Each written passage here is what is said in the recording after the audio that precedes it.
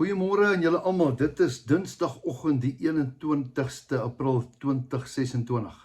Dit klink al soos 'n rympie, nee, maar dis waar ons is. Ek en jy is nog op pad. En waartoe gaan ons? Ons gaan nie eendag graf toe nie. Ons gaan eendag hemel toe. Kinders van God gaan hemel toe. Almal wat hom aangeneem het, het hy mag gegee om kinders van God genoem te word.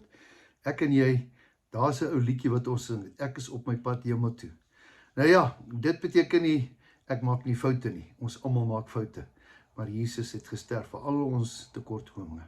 Nou vanmôre wil ek met jou praat oor 'n baie interessante ding. Ek voel dit in my hart om met iemand te praat wat op 'n slegte plek is. Miskien is jy op 'n slegte plek. Miskien finansiëel, miskien emosioneel, miskien is jy depressief, miskien is jy dalk in 'n put of in 'n gat. Ek weet nie waar jy is nie. Miskien voel jy dalk vanmôre alles word te veel vir jou. Hierdie woord is vir jou.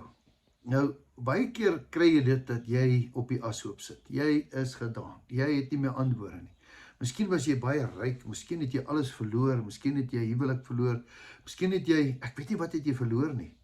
Maar ek het op 'n stadium in my lewe toe dit my sleg gegaan het, een skrif my lewe verander. En ek wil dit vanmôre met jou deel. En hierdie skrif is vandag dan vir jou. Want jy sien, wat gebeur met 'n ou as jy op 'n slegte plek is? Baie keer kom mense en dan sal hulle jou nog sê, ja, nee, jong, ek kry jou so jammer, arme jy. En dan kom emosie in jou lewe in, en dit verteer jou. Ander mense se goeie bedoelings is baie keer sleg vir jou. En dan moet jy iemand kry wat nugter praat in jou lewe. Vanmôre hoop ek dis die woord wat nugter praat in jou lewe. Want kom ons kyk gou 'n bietjie na Job. Ja, Job was hierdie ryk man. Die Bybel praat van, hy was die rykste man in die ooste. As die Bybel so sê, dan glo ek dit. Hierdie man het alles gehad.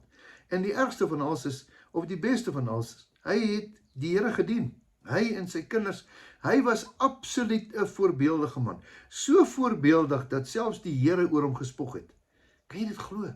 Ja, die duiwel kom as hy in Job 1 en dan sê hy, ja nee, hierdie Job, die Here sê vir hom, het jy kennis geneem van daai laaitjie vir my, daai slaaf vir my dienskneg, Job, het jy kennis geneem? Het jy gesien hoe seën ek kom?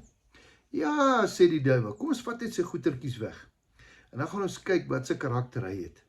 Ja, en toe verloor hy mos alles. Onthou jy, sy kinders, sy vee, sy kamele, sy donkies, sy beeste, alles wat hy het. En die uiteinde in Job 42 kom hy en hy sit op 'n ashoop. Letterlik op 'n ashoop. Hierdie rykste man in die ooste, met al hierdie besittings.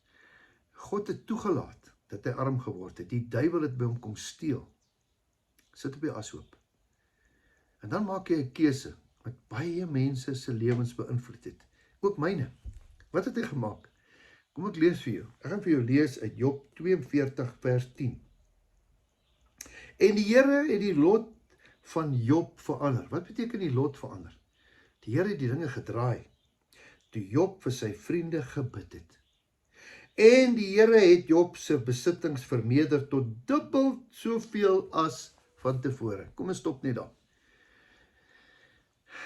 Slegte tye moet jy goeie besluite neem. Slegte tye moet jy nie emosioneel raak en kwaad raak en vloek en skel. Slegte tye moet jy dalk vir ander mense bid. Want het jy al baie keer agtergekom, as jy dink jy is sleg af, gaan kyk net bietjie na ander mense.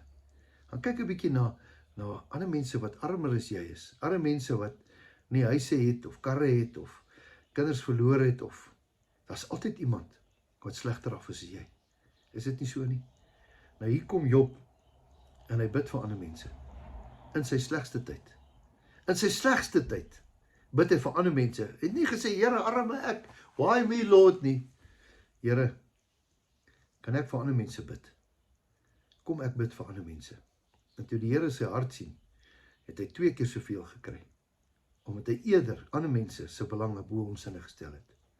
So, en wat sê die woord? En die Here het hom 2 keer soveel gegee. Nou, ek kan nou in my tyd, het ek vir ander mense begin bid. Ek het 'n bediening begin in die slegste tyd in my lewe. Hier's reg. Ek het nie eens 'n kar gehad nie. Ek het nie eens 'n werk gehad nie. Toe begin ons by 5 mense in 'n haarsalon. Dis waar my bediening begin het. Ja, ek het gesê, Here, as dit met Job gaan werk, kan dit my ook werk. Toe begin ek vir ander mense te bid. Tot vandag toe bid ek vir ander mense. En die Here seën my. So kan ek vandag vir jou bid. Here, ek bid vir hierdie persoon. Ek weet nie wat die omstandigheid is nie. Here, ek bid dat hierdie persoon vir ander persone sal bid. Ek bid dat ons vir mekaar sal bid in hierdie land. Dat ons minder sal dink oor ons eie probleme en ingestel wees op ander mense se probleme, Here. Seën hierdie woord, seën hierdie persoon, Here, dat dit 'n blessing vir ander mense sal word. Bid dit in Jesus se naam. Amen.